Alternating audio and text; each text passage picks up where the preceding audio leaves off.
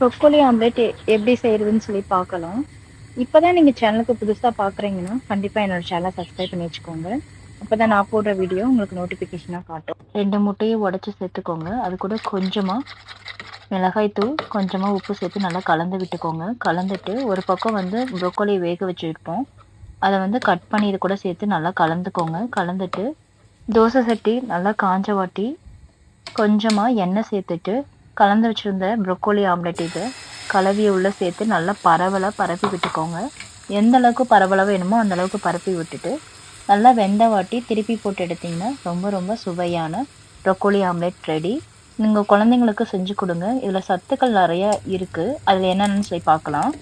உடலை எப்பயும் ஆரோக்கியமா வச்சுக்கணும்னா கண்டிப்பா உங்க உணவுல வந்து ப்ரொக்கோலி சேர்த்துக்கோங்க.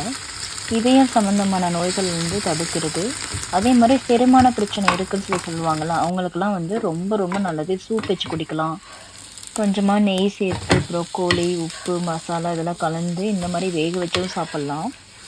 விட்டமின் கே, சி இது அதிகமா இருக்கு. புற்றுநோய் வராம தடுக்கும். எலும்பு சம்பந்தப்பட்ட நோயிலேருந்து இது ரொம்ப தீர்வா இருக்கும்.